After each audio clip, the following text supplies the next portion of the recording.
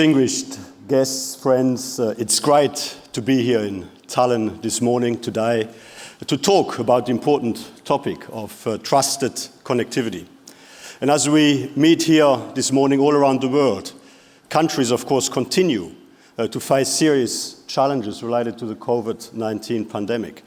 Economic growth has picked up this year, helped by strong policy support, the ongoing deployment of effective vaccines, the gradual resumption of many economic activities, particularly in the services sector, and of course also indeed the accelerating digital transformation of our economies.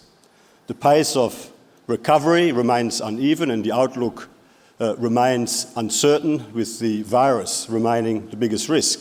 But as we seek to optimize the strength and the quality of the post-COVID recovery, trusted connectivity will be increasingly important.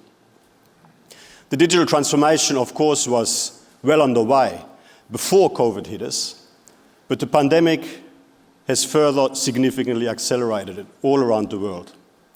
That digital transformation brings many obvious benefits. It brings opportunities, but it also comes with many new evolving challenges, risks, and disruptions.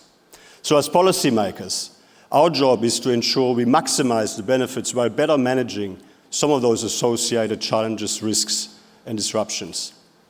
When these include ensuring appropriate and equitable access to the necessary digital infrastructure, to investing in the necessary skills development, planning for the future of work, effectively addressing competition issues, cybersecurity, privacy, a standardized approach to cross-border data flows with trust, as the US Secretary for Commerce has just also elaborated on. The tax policy implications, as well as setting values-based standards, for example, on the use of artificial intelligence, to name just a few.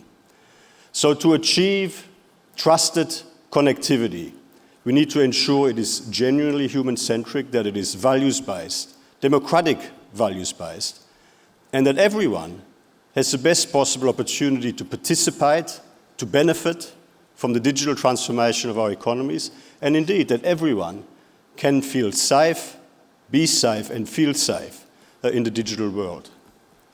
We need to invest in the necessary digital economy infrastructure. We need to ensure appropriately universal, affordable access. We need to invest in the upskilling and reskilling required to ensure that workers can continue to find work and benefit from technology-driven structural changes and are not left behind. And we need to better manage, as I've mentioned, the serious competition, cybersecurity, privacy, data flow, and tax issues connected to the digital transformation of our globalized economy.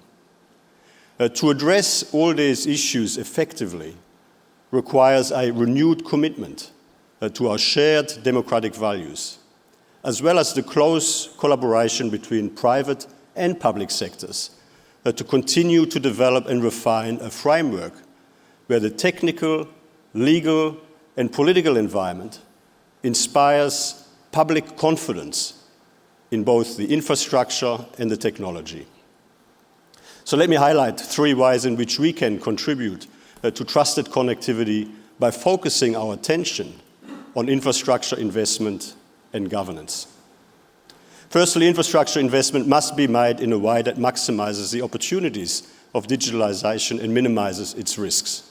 The OECD has recently adopted a revised recommendation on broadband connectivity, recognizing the importance of broadband infrastructure, in particular to all essential economic and social activities. This recommendation provides a clear roadmap for policymakers and regulatory authorities within and outside of the OECD to ensure we extend high-quality connectivity to everyone. Large connectivity gaps remain across the world, in particular for high-level connectivity. In the OECD, fiber is far from being evenly distributed across countries. While some countries now have a penetration of over 80% of fixed broadband connections, other countries, even within the OECD, remain closer to 0%. The digital security of networks and infrastructure is also essential to ensure that critical activities from energy to health to finance to transport can withstand malfunctions or malicious intervention.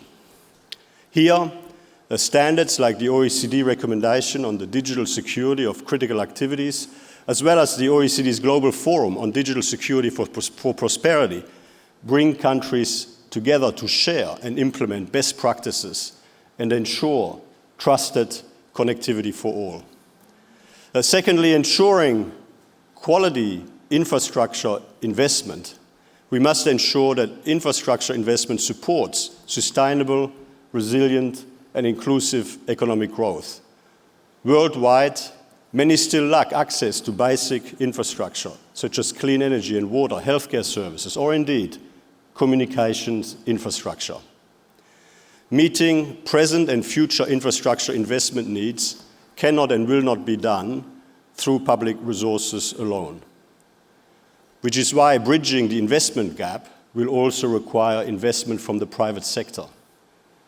Now more than ever, we need effective global cooperation and innovative approaches to ensure we align infrastructure investment needs with sustainable outcomes. This includes making infrastructure governance a key priority. Poor infrastructure governance leads to higher economic and social costs, cost overruns and delays, inadequate services, health and environmental damage, and finally, negative effects on long-term sustainability and resilience. Such inefficiencies reduce the legitimacy of infrastructure projects amongst stakeholders, negatively affecting trust and shared ownership of infrastructure investment and delivery. Last but not least, translating standards into action through initiatives such as the Blue Dot Network, which has been mentioned by some of the previous speakers. Many private investors are looking for well-run infrastructure projects that are green and sustainable, but we currently lack standard-wise to inform markets of the quality of infrastructure projects. This is where international initiatives such as the Blue Dot Network have a fundamental role to play. The Blue Dot Network was initiated by the United States, Australia, and Japan in an effort to support and attract investment into quality infrastructure through the establishment of a voluntary, private sector-focused and government-supported certification scheme for infrastructure projects. The network translates the G20 quality infrastructure investment principles and other leading standards into action with a project-level framework that will create a level playing field for high-quality infrastructure. This certification will provide a globally recognized symbol of market-driven, transparent, and sustainable infrastructure projects that will support the flow of financing into sectors and regions where it is most needed. Such a trusted certification regime could also increase, and we believe will increase, private sector participation in infrastructure projects and improve the appetite to invest in low and middle income countries while strengthening governance and transparency. At the request of the founding members of the Blue Dot Network, the OECD has been engaged to coordinate technical support. And one of our first actions was to develop the Executive Consultation Group, which now hosts over 160 global leaders and experts from the private sector, civil society, and academia to support the effort to operationalize this global certification framework. I would strongly encourage business and civil society leaders here today to engage with this group. Colleagues, friends, these instruments, alongside initiatives such as trusted connectivity and the Build Back Better World, provide a comprehensive toolkit that countries can use to implement quality infrastructure while strengthening trust and transparency.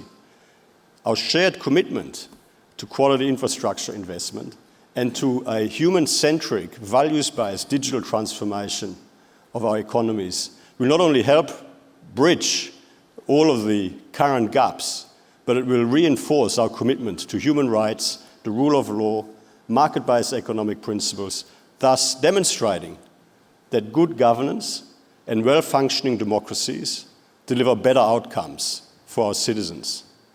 You can count on the OECD to work with all of you in the months and the years ahead to optimize, to generally optimize the benefits and the opportunities for our citizens of the digital transformation of our economies. Thank you so much for inviting me here this morning.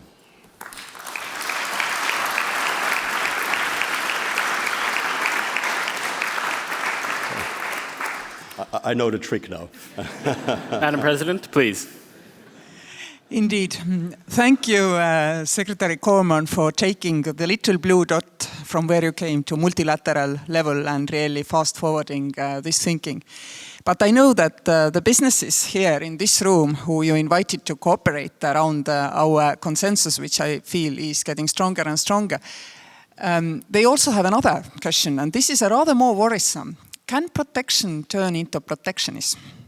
And why I'm asking it is that the global services market online has been very free to develop because, of course, our legal consensus takes nowadays much longer to build than global networks, and technology cycle is shorter than legal cycle.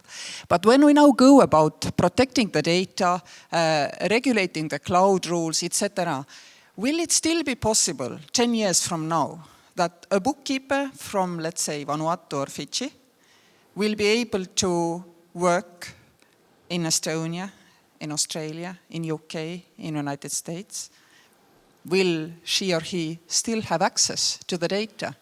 Will a designer from Tunisia be able to work in Volkswagen factory?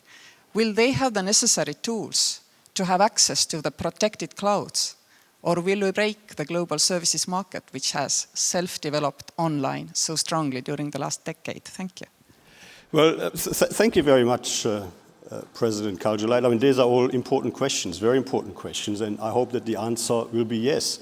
I mean, I believe that economies around the world that are more integrated and economic interests, where economic interests are more aligned, that is a key ingredient to a lifting of living standards, quality of life, and indeed peace and stability.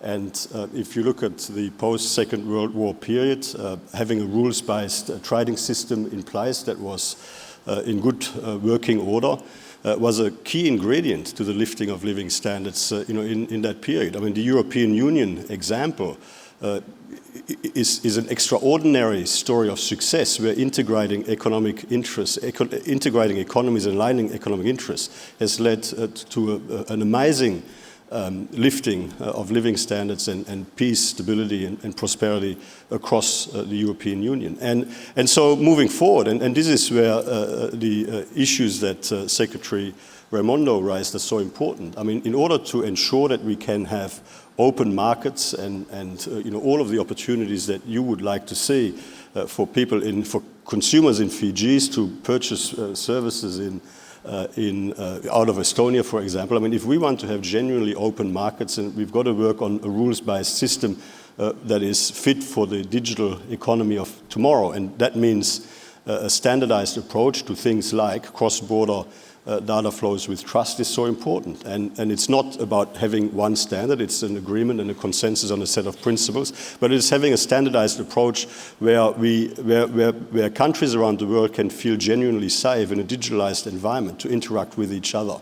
And ultimately that should be our objective. And I mean, I believe the world is going to be a better place if we can do business with each other, if global trade continues to expand, and in particular in the context of the digital economy. So I think it's a very important question you raise, and I hope that the answer will be yes, and that we can all achieve it together. Thank you. Thank you, Mr. Secretary General.